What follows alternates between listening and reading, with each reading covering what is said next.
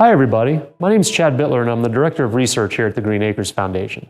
Today we're in our farm store, actually in the back where we do all of our egg washing, and we're going to talk about a couple of agricultural products that, depending on how they're raised, can really impact the visual and the nutritional quality.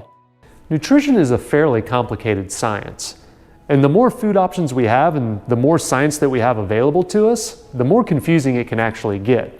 So if we take, for instance, processed foods, that's actually very controlled in a manufacturing process, so pretty much what you see on a label is what you're getting.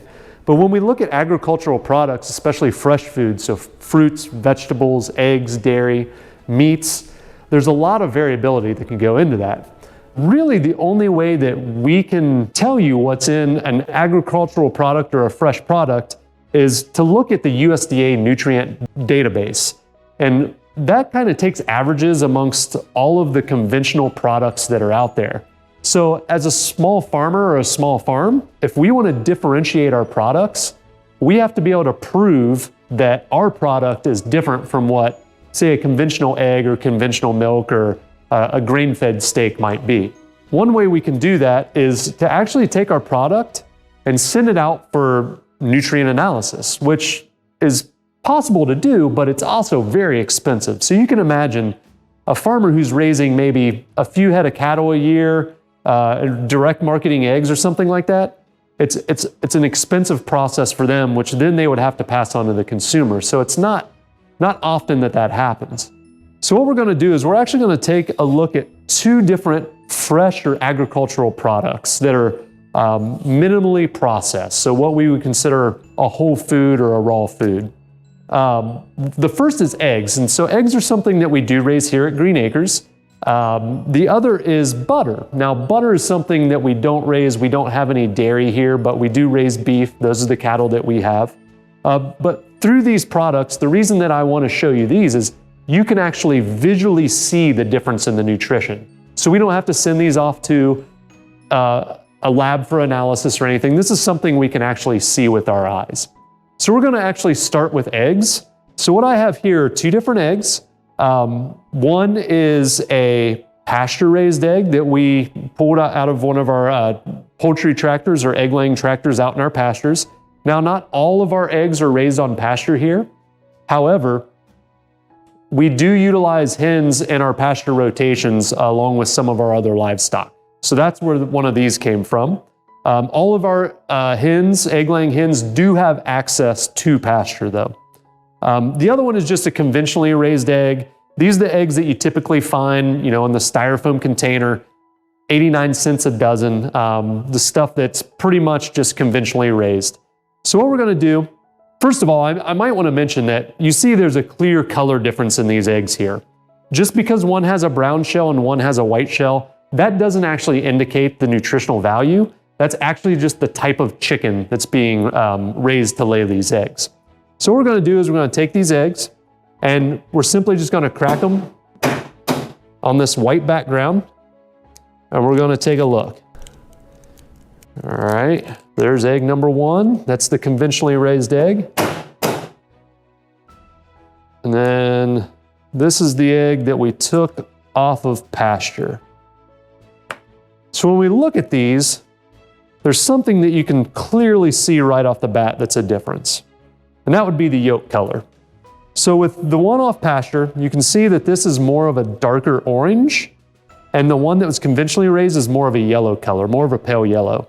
The other thing that I notice is the actual color of the albumin, or the white.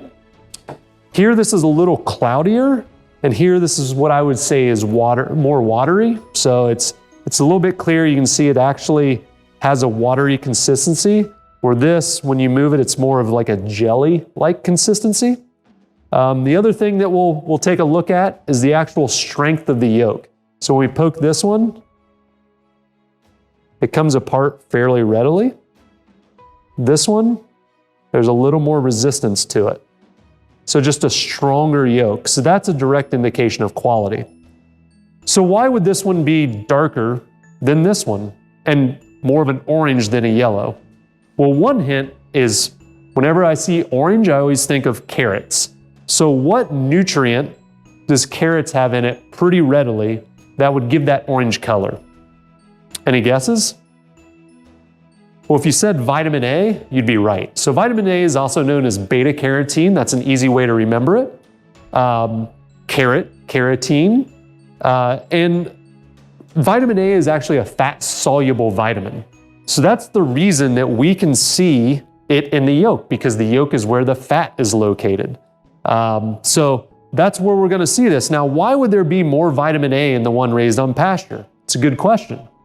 Well, vitamin A is actually readily present in fresh growing forages. So that means any grass that's a living grass that's continuously growing and photosynthesizing, vitamin A is one of the byproducts of that grass. Now, once we cut that grass, very quickly vitamin A starts to go away. So that's why when we see that an animal raised on pasture is going to have more of an orange color and its fat byproducts, because it's storing that vitamin A in its fat. So now that we've looked at eggs, let's take a look at butter. Now, this one is a little more difficult to see because of the light. However, butter's the same way. So with cattle who are grazing fresh grasses, they're going to have more vitamin A in their fat. That goes for beef as well. So grass-finished beef is actually going to have more of an orangish tint sometimes, or a yellowish tint to the fat or the marbling that's in that beef. So if we look at butter, what is butter? Butter is the cream layer of milk. That's what's used to make butter, which is the fattiest part of the milk. So that's why we're going to see a little bit of color variation. So on my right here, or your left, we're going to have pasture-raised butter. On my left, we've got a conventionally raised butter. Both of these products came from Whole Foods. Whole Foods is generally better about buying products that aren't just out in a feedlot on grain.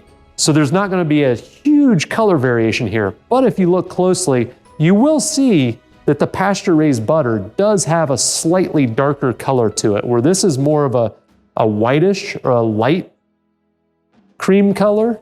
The pasture-raised is going to have a little bit of a darker color. If you look at them side by side, you might be able to see a better difference there.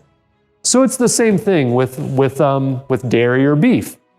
When we're raising that product on pasture, we get more nutrients out of that. That goes for vitamin A. Vitamin E is another one that's readily present in fresh growing forages, and we'll see more of that in the quality of these products.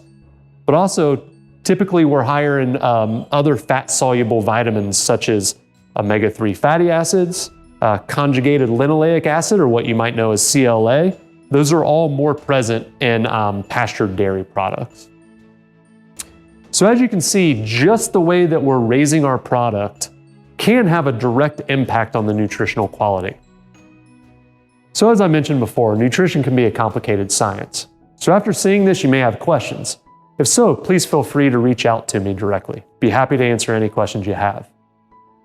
If you're really unsure about what type of quality of food you're getting, a good way to really be positive is to actually know your farmer.